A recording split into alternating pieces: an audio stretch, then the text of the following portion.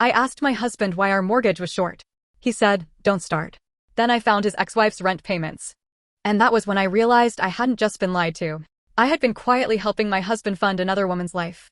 It started with our dishwasher. That sounds small, but that was the first thing that made me feel like something in our marriage had shifted. Our dishwasher had been half broken for months. It leaked, it left food stuck to plates, and sometimes it stopped mid-cycle with dirty water sitting at the bottom. One night in our kitchen in Buffalo, I stood at the sink washing dishes by hand while Ben sat at the table scrolling through his phone. I said, "We need to replace this thing." He barely looked up. "We will." "When?" He sighed. "Sarah, money's tight right now." Money's tight. That became the answer to everything. No new dishwasher. No dental work for me unless it was urgent. No real progress on savings. Even groceries became something I felt guilty about. The strange part was that we both worked. I was an editor for a small publishing company. Ben was a banker. We were not rich, but we were not supposed to be drowning either. We had a simple setup. One joint account for household bills and separate personal accounts for everything else. Ben wanted it that way when we got married because his divorce from Lily Hart had apparently been messy. I didn't argue. I liked having my own money too. Ben had one daughter with Lily, 12-year-old Emma King. Emma was never the problem. I want that clear from the beginning. She was quiet at first, then sweet once she trusted me. She liked drawing, strawberry waffles, and asking random questions that were too deep for a child. I never tried to replace Lily. I didn't call myself Emma's mom. I didn't push.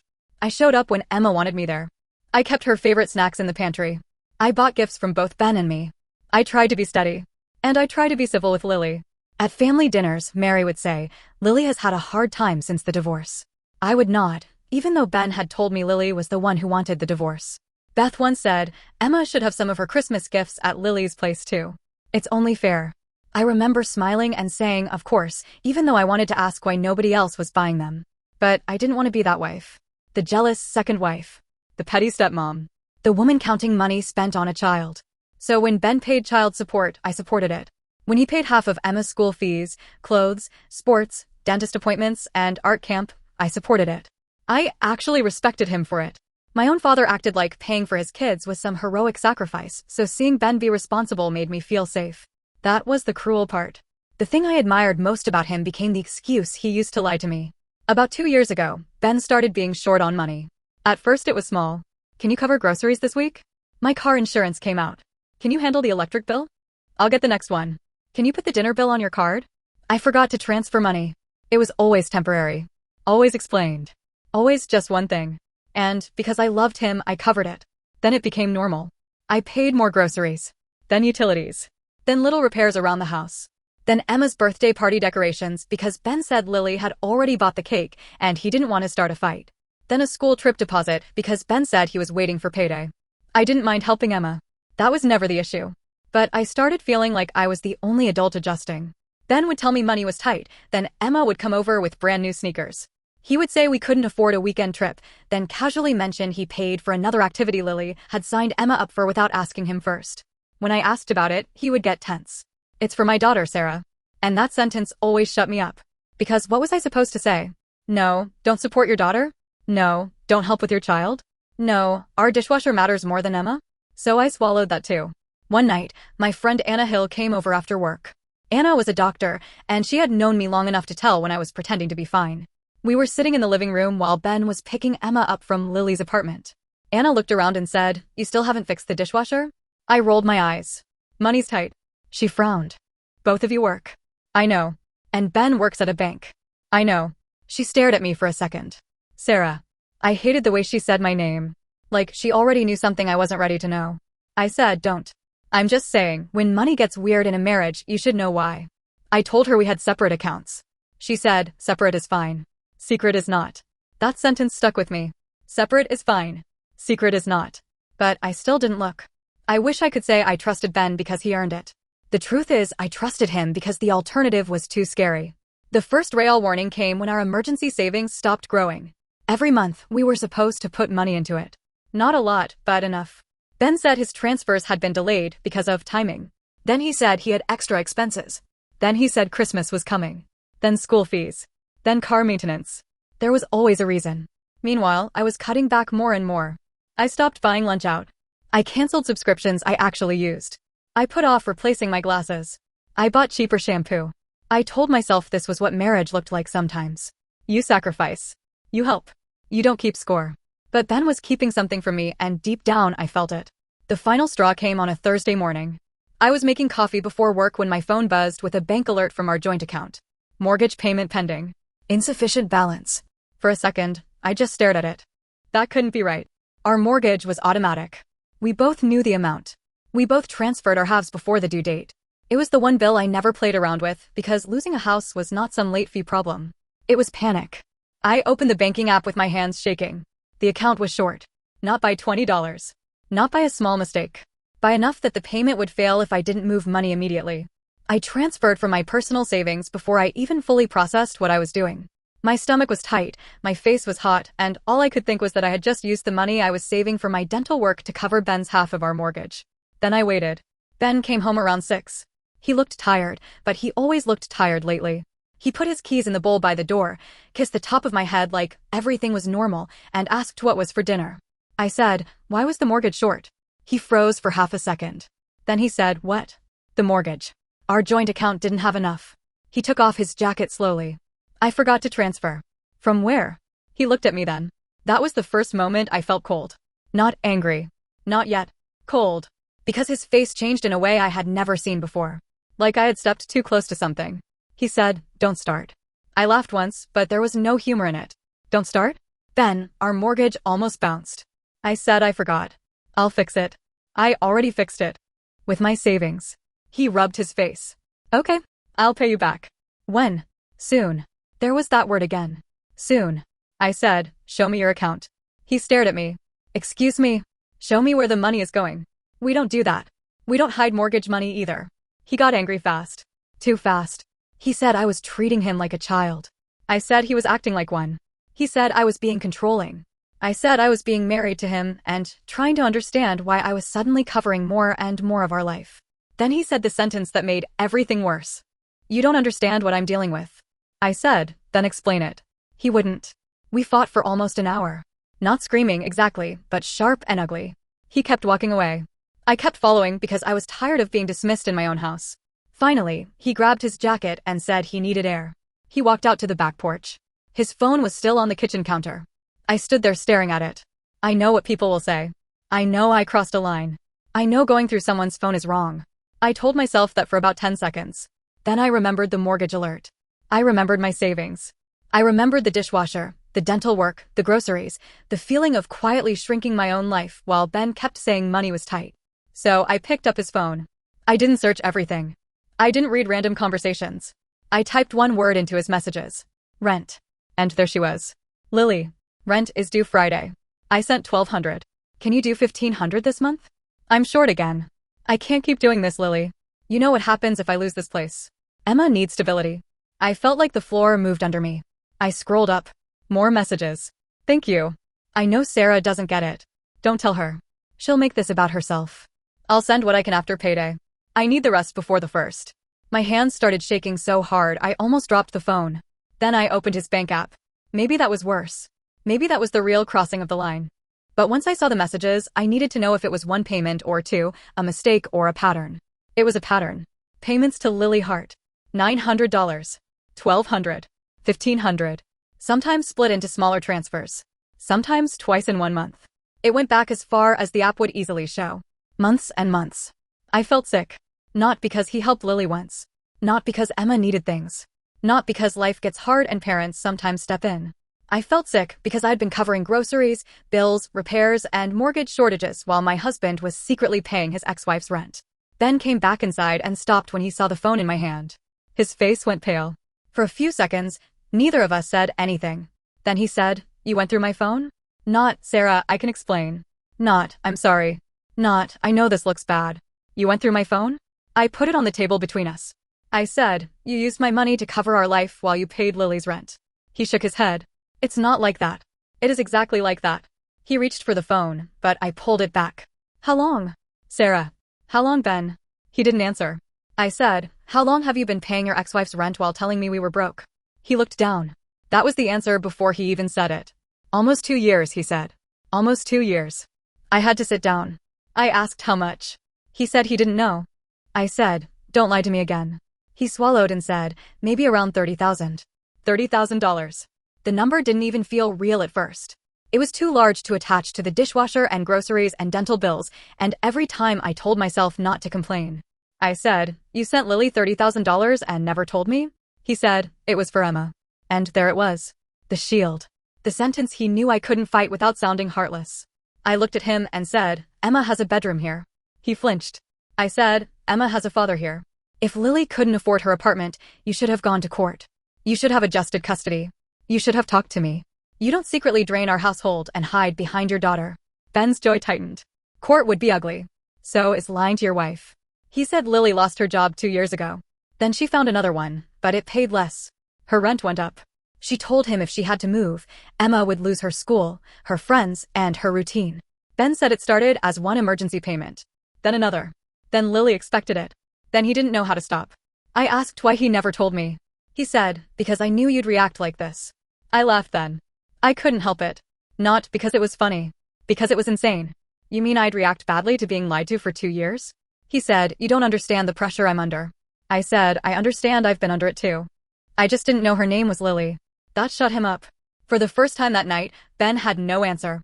And I sat there in our kitchen, with dirty dishes still in the sink and the mortgage saved by my personal savings, realizing that the man I trusted with our life had made me the backup plan for his ex-wife's life. He hadn't cheated, not in the obvious way. But he had shared fear with Lily. He had shared decisions with Lily. He had shared money with Lily. He had protected Lily from consequences while letting me think we were struggling together. And that felt like its own kind of betrayal. That night, Ben slept in the guest room. I didn't sleep at all. I sat in bed with my laptop open, going through every account I had access to. I checked the joint account, our mortgage payments, credit card balances, utility bills, savings transfers. I made a spreadsheet because I needed something cold and factual while my chest felt like it was collapsing. By 3 in the morning, I knew the truth. Ben hadn't directly taken money from my personal account. But because he was sending so much of his money to Lily, I had been covering more of our shared life. My money had paid for the groceries he couldn't cover. My money had saved the mortgage. My money had kept our home stable while his money kept Lily's apartment stable. That was how he could tell himself he hadn't stolen from me. But I knew better. By morning, I had made one decision. The hidden arrangement was over. And this time, I wasn't going to ask Ben's permission to protect myself. The next morning, Ben acted like the night before had been a fight we could both step around. He came into the kitchen while I was making coffee, wearing the same tired expression he always wore when he wanted me to feel sorry for him before I even spoke. His hair was still damp from the shower. His tie was loose around his neck. He looked normal, which somehow made me angrier. He said, "Can we talk tonight? I have to get to work." I didn't turn around right away. I just stared at the coffee dripping into the pot and thought about how many mornings I had stood in that same kitchen, worrying about bills, cutting back, convincing myself that marriage meant sacrifice. Then I said, I already made changes. He went still. What changes? I changed my direct deposit. His face tightened. To what? To my personal account. Starting now, I'm transferring only my exact half of the household bills into the joint account. Nothing more. Sara. No. You don't get to say my name like I'm being unreasonable. He set his work bag down slowly. That's not how marriage works. I turned around then because I couldn't believe he actually said it. That's funny, I said. Because apparently marriage works by you secretly paying Lily's rent while I cover our bills and wash dishes by hand. His jaw moved like he was grinding his teeth. I told you it was for Emma. And I told you Emma has a room here. He looked away. That was when I knew. He wasn't just afraid of Emma losing stability. He was afraid of Lily being angry. He was afraid of court. He was afraid of looking like the bad guy. But somehow, he had been fine letting me become the quiet loser in the background. I put my coffee down and said, "This stops now." He said, "I can't just cut Lily off with no warning." I stared at him. No warning. I said, "Ben, I got no warning. Our mortgage almost bounced, and I had no warning. She needs time." So did I. He ran a hand down his face. "You're making this impossible." "No. I'm making it visible." That was the first time he really looked scared. I told him any support for Lily beyond court-ordered child support had to go through a lawyer or the court. If Emma needed school supplies, medical bills, activity fees, clothes, fine. We would document it. We would split what was fair. But rent for Lily's apartment was not going to come out of our life in secret anymore. Ben said, "You don't get to decide that alone." I said, "You decided it alone for 2 years." He left for work without kissing me goodbye. I should have felt sad. I felt calm. Not happy. Not proud. Just calm in that strange way you get when your body has finally accepted something your heart has been fighting for months. After he left, I sat at the kitchen table and made a list. Mortgage, utilities, groceries, insurance, joint credit card, emergency savings. Then I wrote down everything I had covered alone or mostly alone in the last year. Not every penny, because I couldn't prove all of it. But the big things. The mortgage shortage. The utilities. The groceries. Emma's birthday decorations. The school trip deposit. The car repair Ben said he couldn't cover. The medical bill I paid from my savings because Ben said we needed to pause extra spending. By the time I was done, I wasn't crying anymore. I was angry. Then I called my friend Anna. She answered between patients and said, "Are you okay?" I said, "You were right." There was a pause. Then her voice changed. "About what?" "Separate is fine. Secret is not." She didn't say "I told you so." That was one thing I loved about Anna. She knew when the truth was already humiliating enough. She just said, "What happened?" I told her the short version. Ben, Lily, rent, 2 years, $30,000. Our mortgage, my savings. Anna was quiet for a long moment. Then she said, "Sara, you need a lawyer." I said, "I'm not sure I'm divorcing him." I didn't say divorce him. I said protect yourself before everyone convinces you this is your fault. That sentence hit me harder than I expected. Because I already felt it happening. I could feel Ben building the version of the story where he was a desperate father, Lily was a struggling single mother, Emma was an innocent child, and I was the cold wife with a spreadsheet. So I called Pam Holt, a family lawyer Anna knew through a colleague. Pam's office was in Buffalo, in a plain brick building that looked more like an insurance office than the place where people went when their lives started cracking open. I met her 2 days later.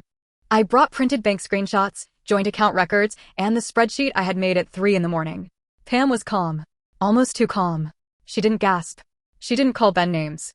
She didn't promise revenge. She just looked through the papers and said, "You're not wrong to separate your finances." I exhaled like I had been waiting for an adult to say that. She said, "But be careful with communication. Don't threaten anyone. Don't use emotional language in writing. Keep records. If you stay married, you need transparency. If you leave, you need documentation." I asked, "Can he legally do this?" Pam folded her hands. With his own separate money, he can give money to whomever he wants. But if his transfers caused you to cover shared obligations under false pretenses, that matters in a divorce discussion. It also matters emotionally, obviously, but courts care about records. I nodded. It was not the dramatic answer I wanted. I wanted someone to say he had committed some clear, punishable thing. I wanted the world to recognize that this was not just a marital disagreement. It was betrayal with numbers. But life is rarely that clean. Pam said, "The bigger issue is whether you can trust him again." I looked down at my hands. I didn't answer. That afternoon, I went home and did the thing Ben begged me not to do. I messaged Lily. I thought about it for almost an hour before sending anything. I typed angry versions first. Ugly versions. Versions that called her exactly what I thought she was. Then I deleted them because Pam's voice was in my head. Keep records. Don't threaten anyone. Don't use emotional language in writing. So I wrote one clean message. "Lily, I know Ben has been helping with your rent. That arrangement was never discussed with me, even though it affected our household finances. Going forward, any support beyond court-ordered child support or documented expenses for Emma needs to be handled legally and transparently. I will not continue covering shortfalls in my home so Ben can secretly cover rent in yours." I stared at it for a long time. Then I sent it. She called within 5 minutes. Of course she did. I let it ring the first time. Then the second. Then she texted, "Answer your phone." I didn't. Then she wrote, "You have no right to interfere with how Ben supports his child." That one got me. I typed back, "Emma's support is not the issue. Secret rent payments to you are." She called again. This time I answered. Lily didn't even say hello. She said, "You are way out of line." I stood in the hallway with my phone pressed to my ear, staring at the wall like I could keep my voice steady if I focused on one spot. I said, "No, Lily. I was kept out of line. There's a difference." She laughed once, sharp and cold. "You don't get to tell Ben what he can do for his daughter." "I'm not talking about his daughter. I'm talking about your rent. My rent affects Emma." "Then Ben should have gone through court. You have no idea what it's like being a single mother." I said, "You're right. I don't. But I know what it's like to pay bills I didn't create while being lied to." She got quiet for 1 second. Then she said, "You knew he had a child when you married him." And I don't know what happened in me, but something snapped cleanly. I said, "I knew he had a child. I didn't know he had a second household." Lily hung up. My hands were shaking afterward, but not because I regretted it. Because I knew the explosion was coming. It started with Ben. He came home that night furious. Not guilty. Not embarrassed. Furious. He slammed his keys into the bowl by the door and said, "Did you contact Lily?" I was at the kitchen table with my laptop open. "Yes." He stared at me like I had slapped him. You had no right. I closed the laptop slowly. She had no right to live off my marriage without me knowing. Don't say it like that. How should I say it? She is Emma's mother. And I am your wife. He looked away. That hurt more than if he had yelled. Because I realized he knew. Deep down, Ben knew he had put me last. He just didn't want me saying it out loud. He said, "You embarrassed me." I laughed, but it came out shaky. "That's what you care about?" "You went behind my back." I stood up so fast the chair scraped the floor. "You went behind my back for 2 years." He said, "I was trying to avoid conflict." "No. You were trying to avoid consequences." That shut him up for a moment. Then his phone rang.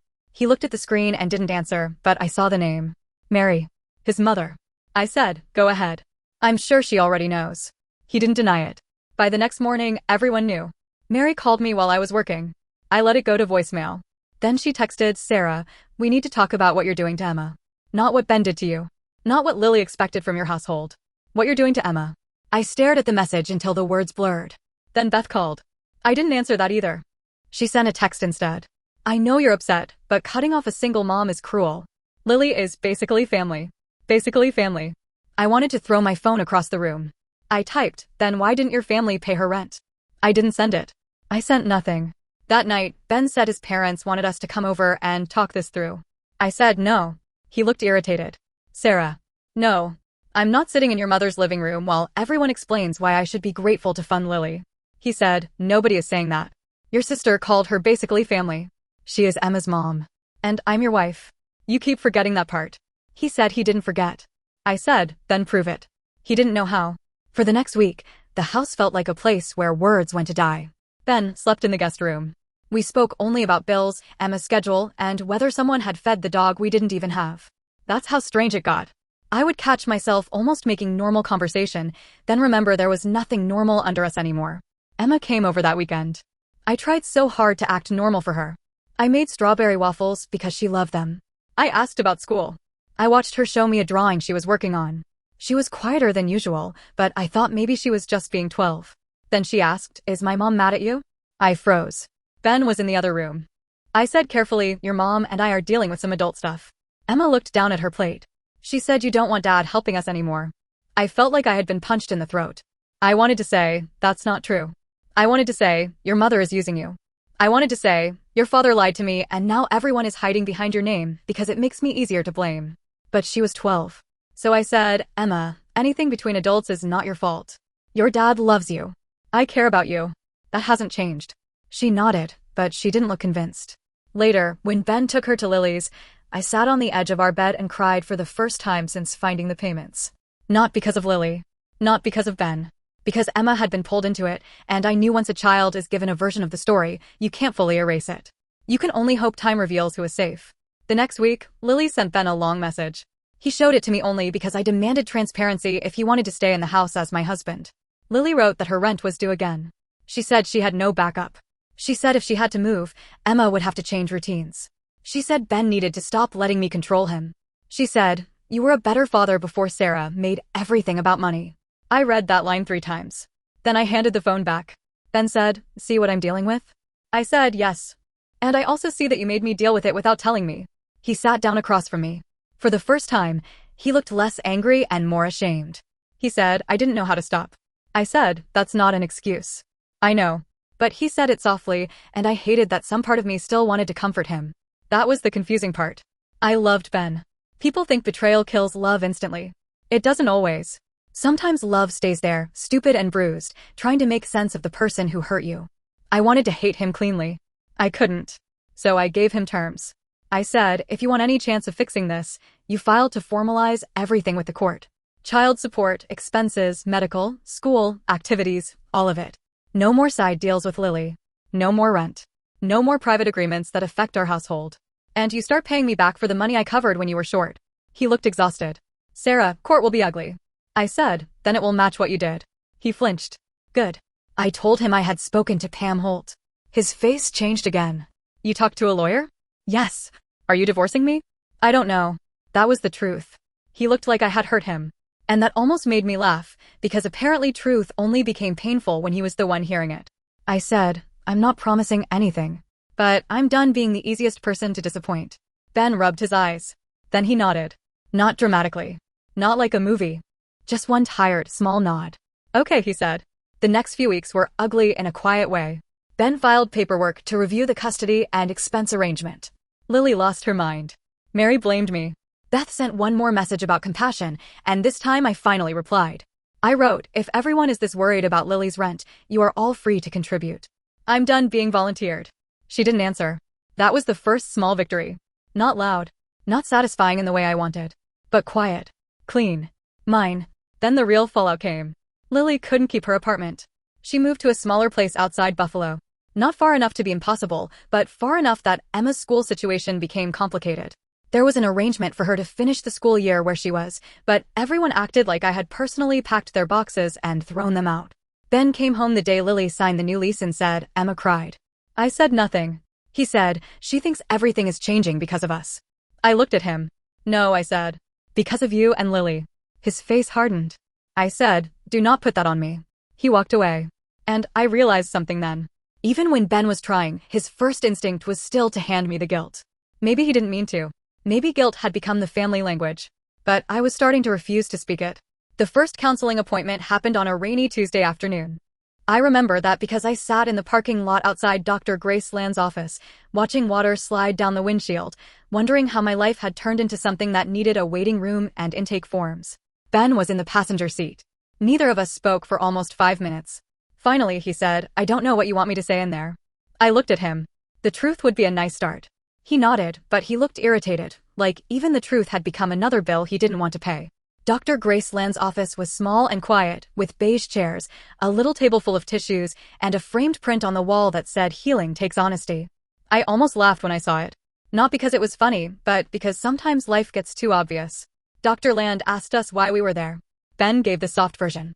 He said he had been helping Lily financially because Emma needed stability. He said he made a mistake by not telling me. He said things got out of hand. I sat there listening to him make betrayal sound like clutter. A mistake. Out of hand. Financial help. When he finished, Dr. Land looked at me and said, Sara, how would you describe it? I said, he let me believe we were struggling together while he was secretly paying his ex-wife's rent.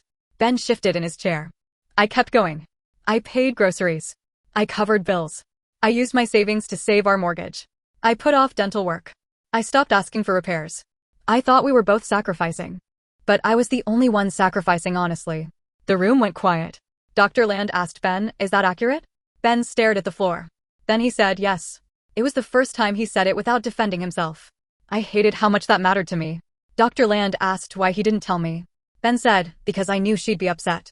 I said, that's not an answer. He swallowed. Then he said, because I didn't want to stop. That landed in the room like something heavy breaking. I turned toward him slowly. He looked ashamed, but he didn't take it back. Dr. Land said, what do you mean by that? Ben rubbed his hands together.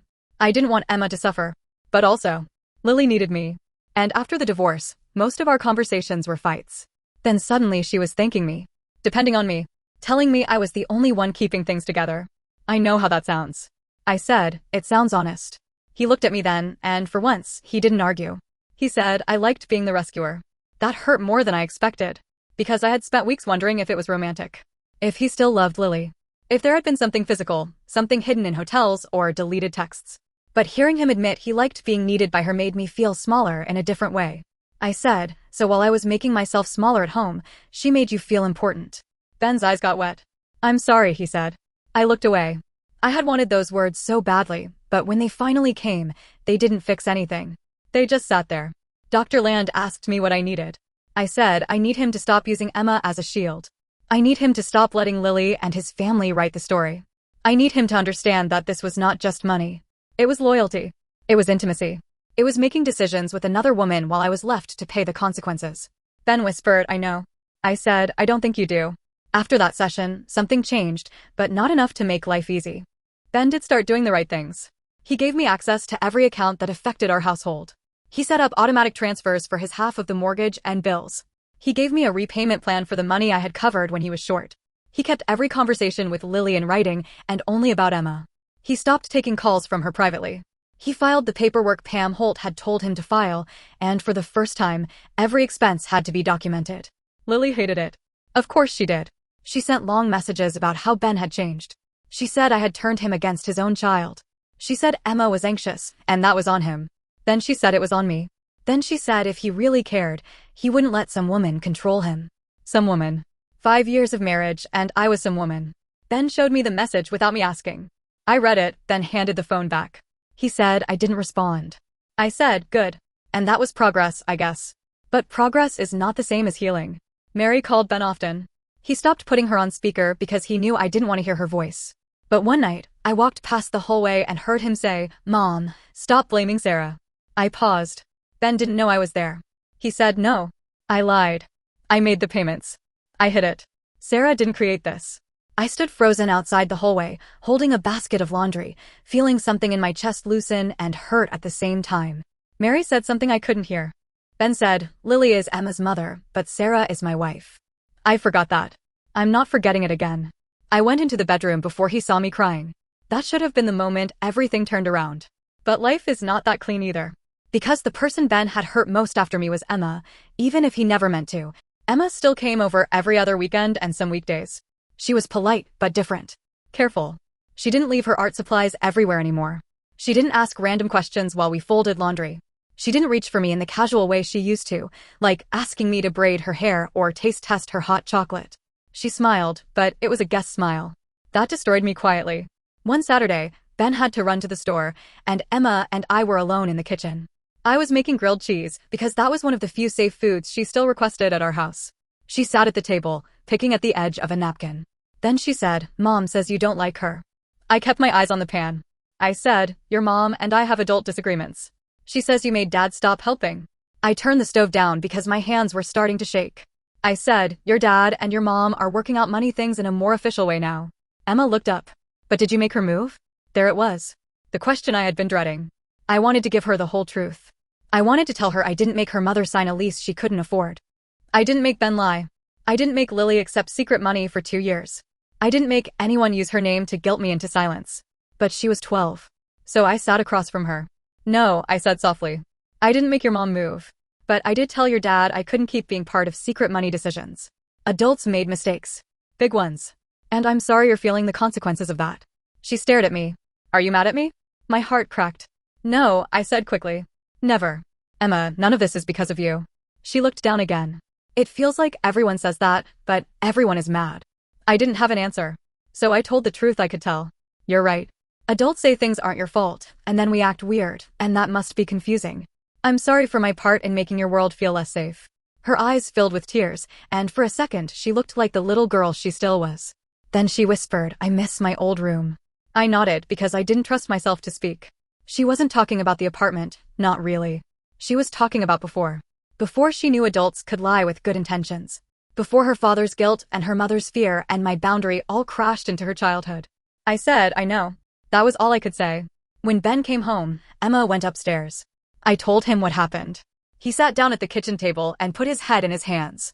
I ruined this, he said. I didn't comfort him. Not because I wanted to be cruel, but because I was tired of making his guilt easier to carry. I said, then be the adult who helps repair it. To his credit, he did try. He talked to Emma. Not the full adult version, but enough. He told her he had made money decisions without being honest. He told her I was not responsible for Lily moving. He told her none of it was her fault, and that he was sorry he let adult problems reach her. I listened from the hallway, not because I wanted to spy, but because I needed to know if he would tell the truth without making himself the victim. He did. Emma cried. Ben cried too. I cried silently in the hallway. After that, things got a little better with Emma. Not fixed. Better. She started leaving her sketchbook on the coffee table again. She asked me one night if I still had the strawberry waffle recipe. She let me drive her to school once when Ben had an early meeting. Small things. But small things matter when trust has been burned down. Lily's move happened in pieces. She found a smaller apartment outside Buffalo. It was not awful. It was not some tragic, unsafe place like everyone implied. It was smaller, farther from Emma's school, and less convenient. That was true. But it was what Lily could afford without secret money from my husband. The court didn't destroy her. That was another thing everyone had acted like would happen. The court formalized support. Ben still paid child support. He still paid his share of medical costs, school costs, and agreed-upon activities. Emma was still taken care of.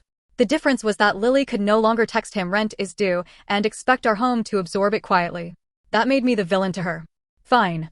I had survived worse than her opinion. Beth eventually apologized, sort of. She texted me, I didn't know the whole situation. I stared at that message for a long time. Then I replied, you didn't ask. She didn't respond for 2 days. Then she sent, you're right. I'm sorry. It wasn't a grand apology. It didn't fix the weeks she spent making me feel heartless. But it was something. Mary took longer. Mary didn't apologize until a family dinner 3 months later. I almost didn't go, but Emma asked if I was coming, so I did. We were at Mary and Paul's house, the same place where I had spent years feeling like Lily's replacement instead of Ben's wife. Dinner was stiff at first. Paul asked about work. Beth talked too much about a client. Ben kept checking my face like he was afraid I would bolt. After dinner, Mary followed me into the kitchen while I was rinsing plates. I almost laughed at the universe putting me at another sink. Mary stood beside me and said, I owe you an apology. I turned off the water. She looked older than usual. Less sharp. She said, I was thinking about Emma. And I was angry. But Ben told us more. I didn't understand how much you had been covering. I wanted to say, you didn't want to understand. Instead I said, okay. Mary swallowed. Lily will always be Emma's mother. But that doesn't mean you should have been lied to. It was not perfect. It was not enough. But it was the first time she had said anything that sounded like she saw me as a person. I said, thank you. That was all I had in me.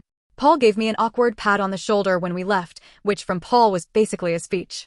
Ben and I are still together. I know some people will judge me for that. Honestly, some days I judge myself. There are mornings I look at him making coffee and wonder how he slept beside me for 2 years while hiding that much. There are nights his phone buzzes and my stomach still drops before I even know who it is. There are moments where he says, I'll handle it, and I feel my whole body reject the phrase. Trust does not come back because someone says sorry. It comes back in boring ways, if it comes back at all. It comes back when the mortgage is paid on time for 6 months. When the bank app matches what he said. When Lily texts and Ben shows me before answering. When he tells his mother no. When he does not use Emma's name to end a conversation. When he lets me be angry without making himself the injured party. Ben has paid back part of what I covered. Not all of it yet. Every month, a transfer comes into my personal savings with a note repayment. The first time I saw it, I cried in a way that surprised me. Not because money fixes betrayal. Because for once, the number was moving in my direction. We replaced the dishwasher. That sounds small again, but it wasn't. We went to the appliance store together. Ben didn't complain about the cost. He didn't say money was tight. He didn't make me feel guilty. We picked a simple one, nothing fancy, and when it was installed, I stood in the kitchen listening to it run quietly. No grinding. No leaking. No dirty water rising back up. Just a normal machine doing what it was supposed to do. I thought I would feel satisfied. Instead, I cried. Ben found me standing there and asked, are you okay? I said, I don't know. He didn't try to hug me right away. He didn't rush to make it better. He just stood beside me. Then he said, I'm sorry I made you live like that. That was probably the closest I got to believing him. Not because the apology was dramatic, but because it was specific. He didn't say, I'm sorry you were hurt. He said, I'm sorry I made you live like that. There is a difference. Lily still hates me. She is polite in front of Emma, mostly because Ben made it clear he would document anything else. But I know she hates me. I can feel it in every short text, every tight smile, every time she says, your wife, like the words taste bad. I don't need her to like me. I used to want peace with everyone. That was my weakness. I wanted to be fair, calm, understanding, generous. I wanted to be the kind of woman nobody could accuse of being insecure or petty. And somehow, trying so hard not to be the villain made me the easiest person to use. I still feel guilty sometimes. That's the part one hate admitting. Emma's life did change after I drew the line. Her mom moved. Her routine shifted. Some of her friendships became harder to maintain. Even though the adults caused it, even though Ben and Lily built the mess long before I found out, I was the one who finally said no. And no has consequences. I know that. But yes had consequences too. Yes meant I kept paying silently. Yes meant Ben kept lying. Yes meant Lily kept depending on money she had no right to expect from me. Yes meant Emma grew up inside a fake peace built on secrets. So maybe no was cruel. Or maybe no was just the first honest thing anyone had said in years. I don't feel victorious exactly. This isn't the kind of story where I walk away with a perfect new life and everyone gets what they deserve. Ben didn't lose everything. Lily didn't become some cartoon villain begging on the sidewalk. Mary didn't fall to her knees asking forgiveness. Emma didn't magically understand. Real life is messier than that. My calm victory is smaller. My mortgage is current. My savings are mine again. My husband knows I will not cover his lies with my labor, my money, or my silence. Lily knows she cannot send one text and reach into my home anymore. And Emma, slowly, is learning that adults can make mistakes and still tell the truth afterward. As for me, I'm learning that being kind does not mean being available for everyone else's emergencies. Being a good stepmom does not mean funding a lie. Being a wife does not mean disappearing so your husband can feel like a hero somewhere else. Some nights, I still sit in the kitchen after everyone has gone to bed. The dishwasher hums quietly. The bills are paid.